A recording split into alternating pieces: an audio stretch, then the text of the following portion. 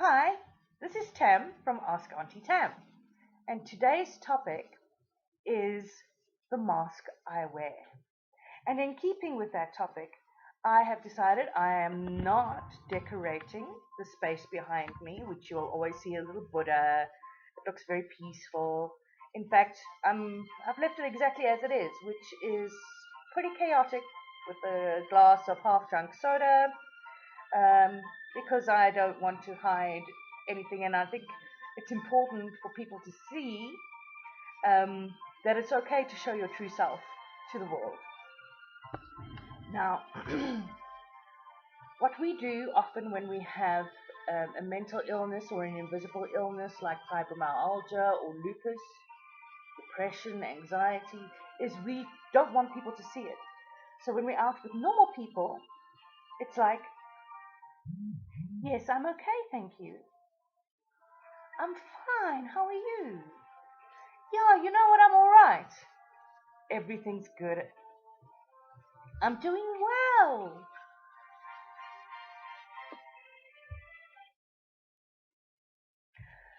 Even though none of that may be true.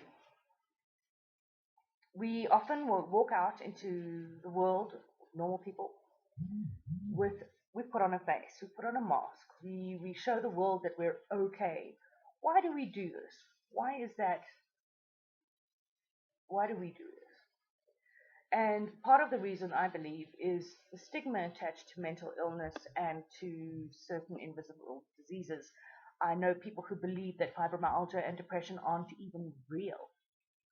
So we do that as a form of protection to not be stigmatized. Because if you look at TV and movies, people with mental illness are often portrayed as the serial killer or the crazy person who stands on the side of the road shouting at people, all kinds of gibberish, um, or the depressed person who pulls the covers over their heads and stays there forever. Although I do think that in a lot of cases of depression, that is exactly what happens. And I mean, that's happened to me in my 20s. That's what I did. I stayed in bed pretty much for 2 weeks like that. But we don't want to be judged. We don't want to be stigmatized. We don't want people to see what's truly going on because they will make a call in their minds about somebody with a mental illness or somebody with an invisible illness. They'll say, oh, okay, so you're a nut job. They'll judge us. And that's also why we don't talk about what's going on. And let me tell you about the mask I wear because that's what we talk about today. I will, and this has become quite a strong topic for me over the last sort of 4 or 5 days because I was feeling quite exhausted and a little bit depressed, and I had an anxiety attack while I was at work. And I'm sitting there, excuse me, at the desk having the anxiety attack. And I'm doing my very best to hold it together and look normal. And um, I'm clutching my chest because I'm in a lot of chest pain.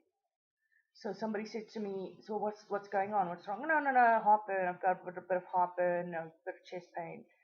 And then they looked at me again, and there was a part of me that just said, "You know what, fuck it." And I said, "Yes, I may look normal now, and I may look calm to you, but I'm actually experiencing an anxiety attack right now."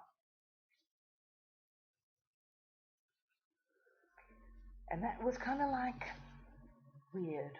Although I did get sympathy and an understanding from the person I said that to.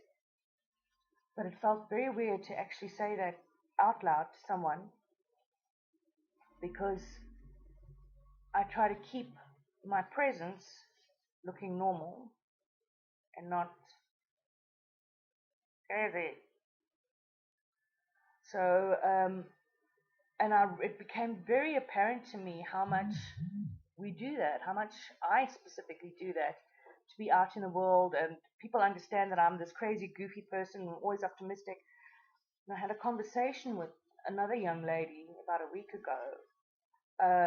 She was saying, she's considering going on, please don't tell anyone. I'm considering going on antidepressants because I don't know how to handle everything. It's been a tough year. And I said to her, well, I've been on antidepressants since January. And she was like, you? said, yeah.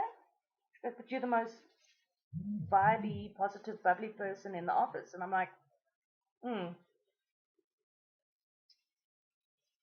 yep, the drugs.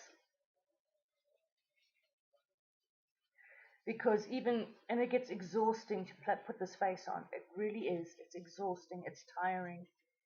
And after I did a 6-day in a row stint at work, and yesterday I was completely used up like an old dish towel. I was really ragged and tired and quite miserable actually. And this is a hard thing for us to do. This is difficult because we hide what we're going through from friends and family to avoid the judgment and to avoid, I think, in a sense, the shame that we feel for being mentally ill. And I believe that it's important to become more visible. I think it's important to become more um, outspoken and authentic about our mental illness, or at least for me. Um, you know, I came out of the closet when I was about like 28, 29, I think. And it made a big difference in my life to actually be who I was, to step into my authenticity. And authenticity is a word that's being thrown around a lot like nowadays, and you be your authentic self and whatever. But I think authenticity also means that you don't run away from what's going on. I'm not saying don't wear your mask. I think in some situations, like work, it is needed just so that you can get through the day. But it takes a hell of a lot of energy and a hell of a lot of time, and it drains you more. And when you are in that place, when you are experiencing mental illness, you don't really have that extra energy to spend on putting on the face, on putting on the mask, on showing people something that you think they want to see. I also don't want people to pity me, which is also why I put on my mask.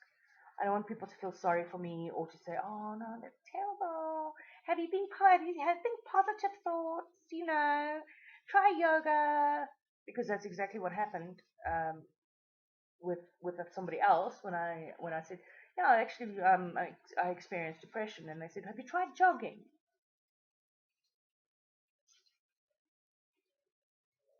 Jogging,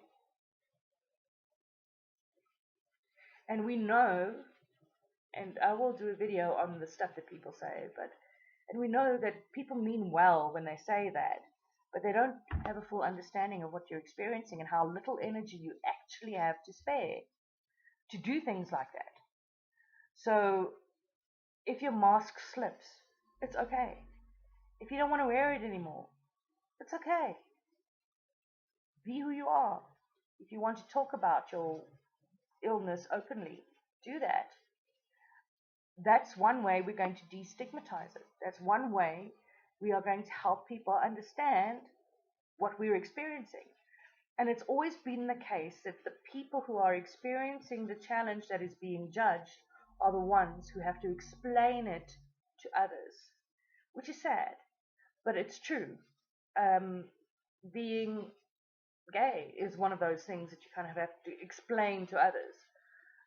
Being trans and it's like you have to explain it to the people who are not like that, who do not fit that mold. Being neuroatypical or having Asperger's or autism, that is also something you have to explain to other people. You also have to put on a face, wear a mask, so you can fit in with the world. And we know that we don't fit in with the world some of the time, or most of the time, or all of the time. So I would like to hear your thoughts about the masks we wear, particularly the mask you wear. I know this has been a little bit of an all over the place video because I haven't really planned it. I just decided to put it together. So I think if you can explain what you feel, let's do it. Let's have a talk about it. Let's talk about these masks that we put on in public so that we are not judged or stigmatized or feel that we feel ashamed or or anything like that, or afraid that we might lose our job if we're not presenting a specific picture of ourselves. So let's do that, please. And I'd like to hear your thoughts on this. Thank you very much, and thank you for your time this morning. Ask Auntie Tam out.